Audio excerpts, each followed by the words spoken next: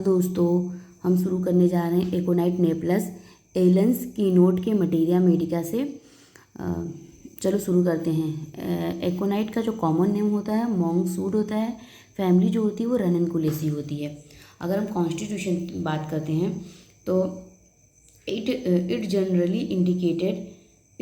Indicated in acute recent case occurring in younger person, especially girls of a full plethoric habits who lead a sedentary life. Person easily affected by atmospheric changes, dark hair and eyes, rigid muscular fiber। तो क्या होता है, यह दवा ज़्यादातर मतलब जो acute case होते हैं, मतलब अचानक शुरू होने वाली जो बीमारियां होती हैं उनमें दी जाती हैं। ये बीमारी अक्सर जो यंगर पर्सन है जो उनमें हो तो उनको ज़्यादातर दी जाती है। स्पेशली जो गर्ल्स होती हैं, जो लड़कियां होती हैं, उनमें देते हैं। जो बहुत ज़्यादा प्लीथोरिक हैं, प्लीथोरिक उनकी हैबिट होती है। जो बहुत ज़्यादा प्लीथोरिक हैं habit who is lead to sedentary life, और जो सेडेंट्री लाइफ जीती मतलब जो यानी कि बैठकर जीवन पूरा व्यतीत करती हैं, चलती फिरती नहीं है, वैसी लड़कियों को ज़्यादातर ये अच्छा काम करता है ये मेडिसिन। ऐसे लोग जिनको, और देखा गया है कि ऐसे लोग जिनको मौसम बदलने से तुरंत असर होता है, जैसे कि ठंडी है, फिर गर्मी, फिर बरसात, ऐसे मौसम में क्या होता है कि उनके लिए बहुत अच्छी दवा होती है एकोनाइट। और ऐसे और इनके जो पर्सन होते हैं उनके बाल जो होते हैं बहुत ज़्यादा क्या होते हैं, बाल और आँख अक्सर जो देखने को मिलता है काले होते हैं। मसल्स जो होती हैं बहुत ज़्यादा रिजिड मतलब बहुत ज़्यादा कड़ी होती हैं। तो अगर हम आसान भाषा में समझेंगे तो क्या समझेंगे कि कैसे पर्सन को दिया जाता है एकोनाइट।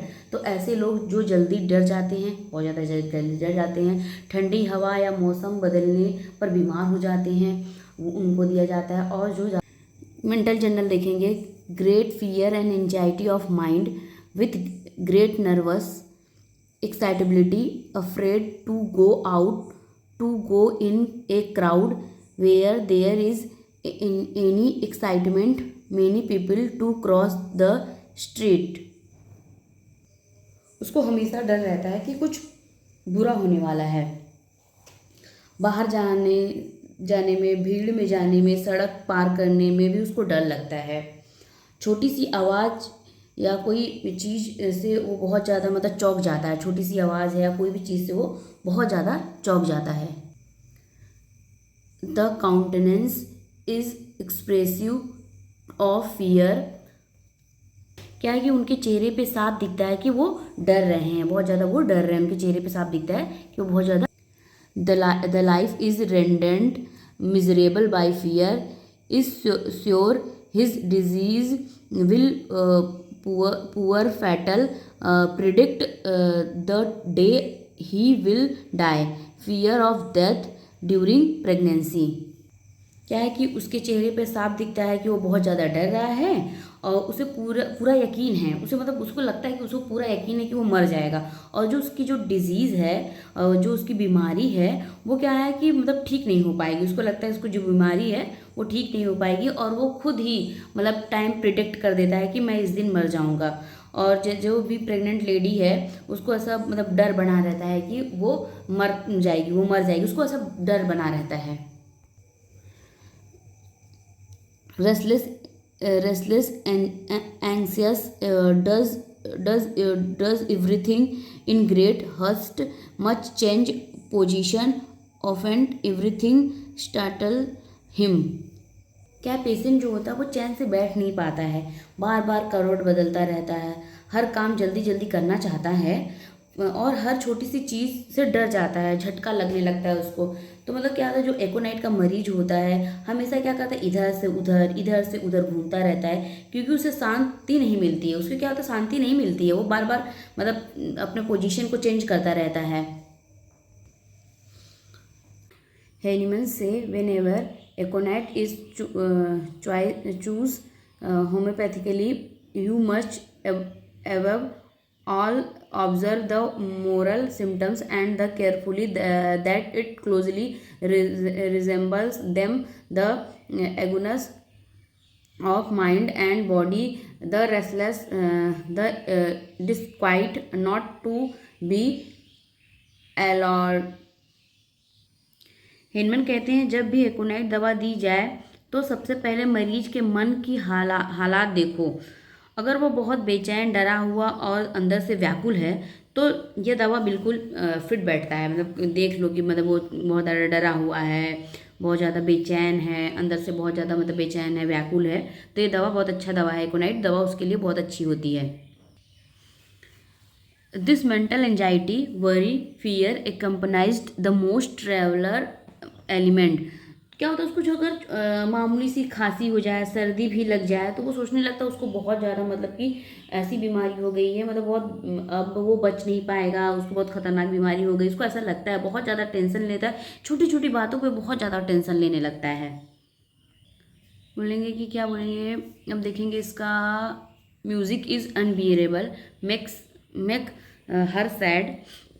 जो म्यूज़िक है या जो संगीत होता है उसको क्या होता है कि उससे मतलब अगर उसको सुन लिया तो उसको बहुत ज़्यादा मतलब दुख होता है, बहुत ज़्यादा वो उदास हो जाता है। और सबाइना में भी देखने को ऐसा मिलता है। और ड्यूरिंग अगर मेंसेस पीरियड के टाइम अगर उसको ऐसा लग रहा है कि म्यूज़िक सुनने से उसको बहुत उदासी होती है तो नेट्रम काट देते हैं। फिजिकल जर्नल देखेंगे। Complaints cause by exposure to dry cold air, dry north west winds, exposure to draft of cold air while in a perspiration, bad effect of chest perspiration। बोल रहे हैं कि पेशेंट जो होता है अगर ठंडी हवाओं में चला जाए, कोल्ड एयर में चला जाए, सूखी हवा में चला जाए और हवा के एक्सपोजर में अगर चला जाए तो वो बीमार हो जाता है। उसको मतलब प्रॉब्लम जो होती है उसकी शुरू हो जाती है, तब उसकी प्रॉब्लम शुरू हो जाती है। अगर पसीना हुआ है, पसीना उसको हो गया, उसके बाद वो ठंडी हवा में चला जाए तब उसको वही मतलब प्रॉब्लम्स जो होती हैं उसको होने लगती है, जैसे बुखार हो गया, खांसी हो गया, सर्दी, ये सब होने शुरू हो जाता है उसको।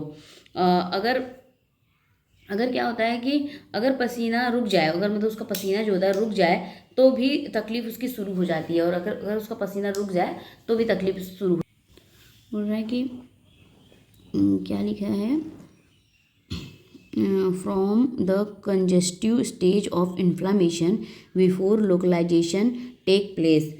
तो अगर शरीर में जैसे सूजन हो या जलन हो अभी शुरू हो रहा हो, हाँ, और किसी भी एक जगह पे वो टिका ना हो, मतलब एक जगह पे टिका ना हो, तब एकोनाइट बहुत अच्छा काम करता है। एकोनाइट दवा जो तो बहुत अच्छा काम करता है। जैसे कि ये जैसे क्या होता है, अचानक से बुखार हो जाए, खांसी हो जाए, सर्दी हो जाए, अभी शुरुआत है इन सब का, खांसी बुखार सर्दी इन सब का शुरुआत है, तब ये दवा देंगे तो अच्छा काम अच्छा असर करता है। पेन पेन देखते हैं। Pain are intolerable the drive him crazy, he become very restless and at night.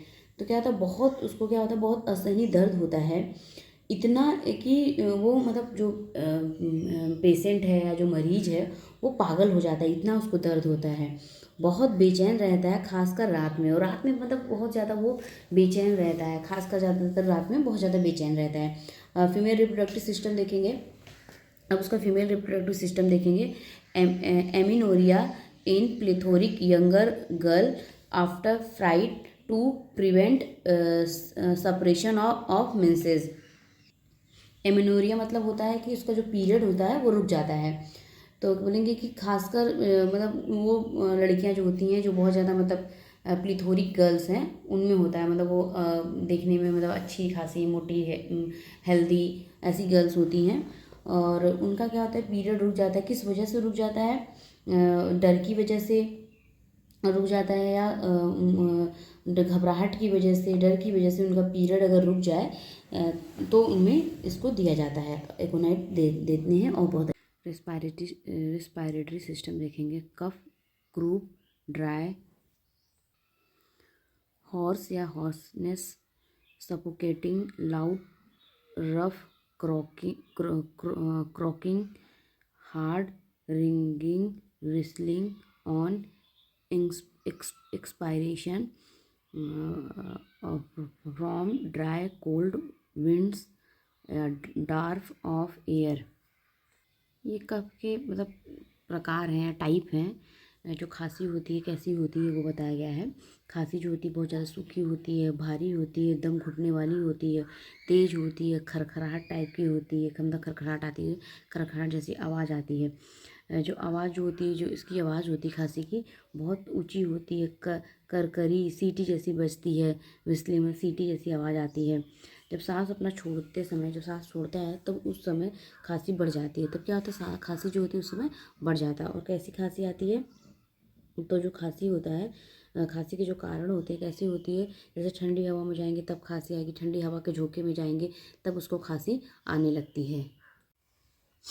Nervous system देखेंगे। On rising from A recommended position the red face become deadly pale. He become faint, greedy, a false, and he fear to rise again, often accompanied by the vanishing of sight and unconsciousness।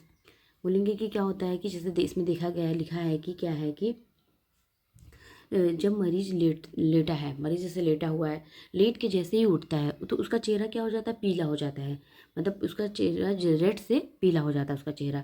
और या मतलब वह बेहोश हो जाएगा और चक्कर जैसा महसूस करने लगता है और गिर जाता है। और क्या होता है, चक्कर जैसा महसूस करने लगता है और गिर जाता है। और फिर क्या होता है, फिर मतलब उठने से वो डरता है कि अब पहले एक बार तो वो गिरा, चक्कर खा गया उसको, मतलब फिर उसके बाद वो उठने के लिए मतलब जब उठना चाहता है तो वो डरता है।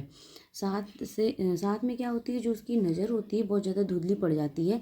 और क्या होता है कि जो नज़र होती है धुंधली पड़ जाती है और मतलब बेहोश हो जाता है, अनकॉन्शियसनेस हो जाता है वो।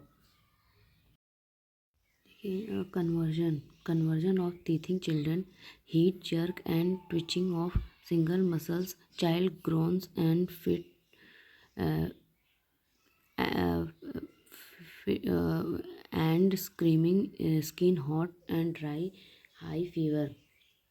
तो बोला गया है कि खासकर जब बच्चे की दांत निकलती है तब देते हैं मेडिसिन।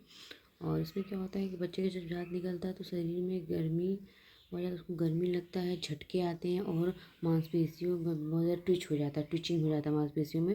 बच्चा अपना मुट्ठी को चबाता रहता है, चिड़चिड़ा रहता है और चिल्लाता है बच्चा बहुत ज़्यादा।